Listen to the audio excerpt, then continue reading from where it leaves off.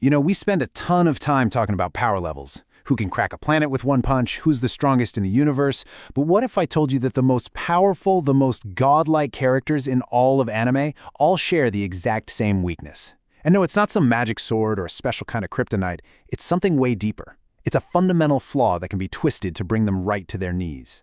Yeah, we get so wrapped up in the physical side of things, the power scaling, that we completely miss what's staring us in the face. So today, we're going to strip away the armor, look past all the energy blasts, and expose the one thing that connects titans like the guy who breaks every single limit he finds.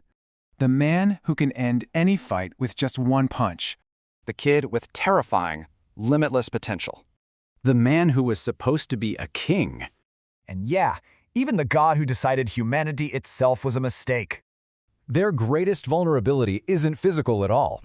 It's emotional. It's the very core of who they are. It's their own heart. Okay, so let's kick things off with the absolute gold standard, Son Goku.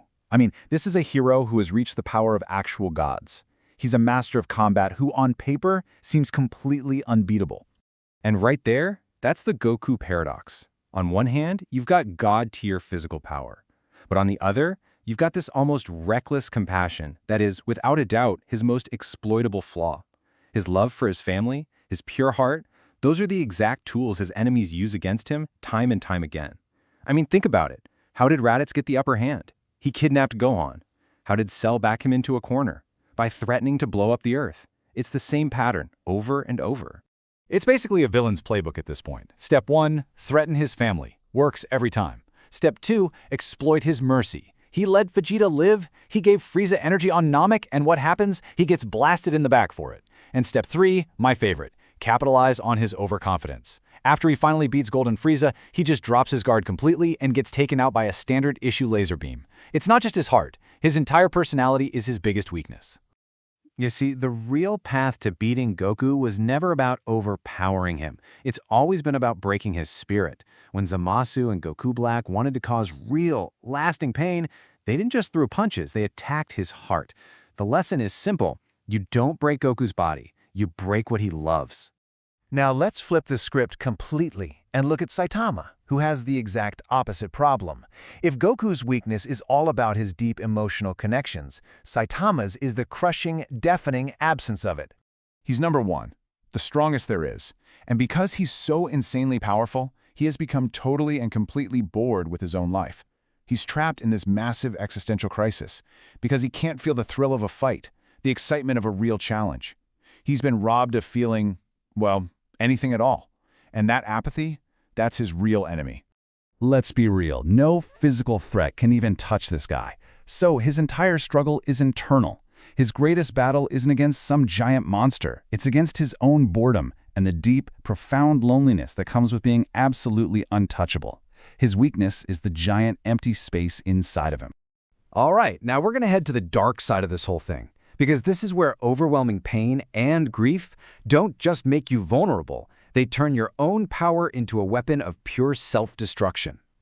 Just look at Gon Freest. After his mentor, Kite, is brutally killed, Gon just shatters.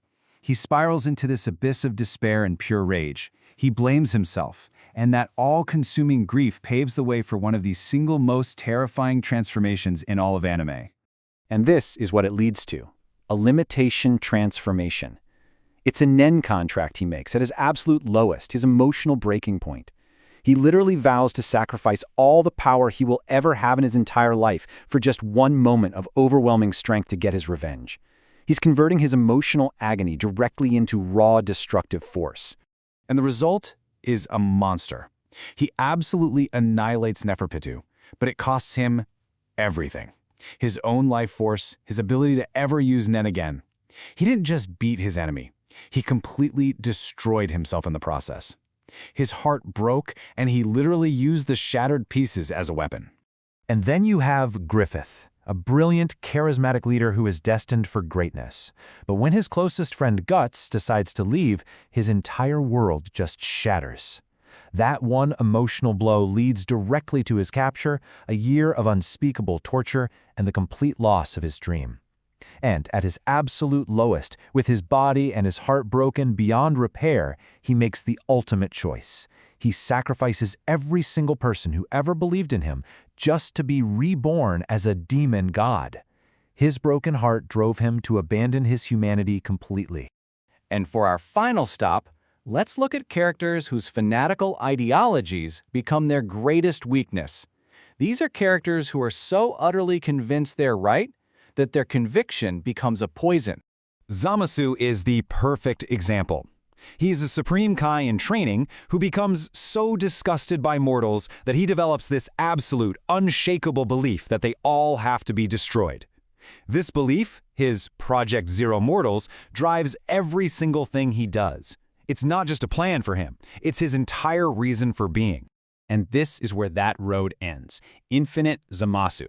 He becomes so consumed by his ideology that he literally casts aside his own body to try and merge with the universe itself. It is the ultimate expression of a flawed conviction. He isn't defeated by punches. He's defeated because his fanaticism pushes him to become a cosmic threat so massive that the only possible solution is to erase his entire timeline from existence. So, after looking at all these characters, from the greatest heroes to the darkest villains, we keep coming back to the exact same theme. This is the core of it right here. For every single god-tier power, there is an equally potent flaw rooted deep in their heart.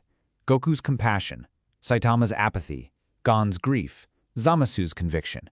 You see, their incredible strength is completely inseparable from their profound emotional and psychological vulnerabilities. Which really just leaves us with one final question to think about. What is true strength, really? Is it being some unbreakable, emotionless force of nature?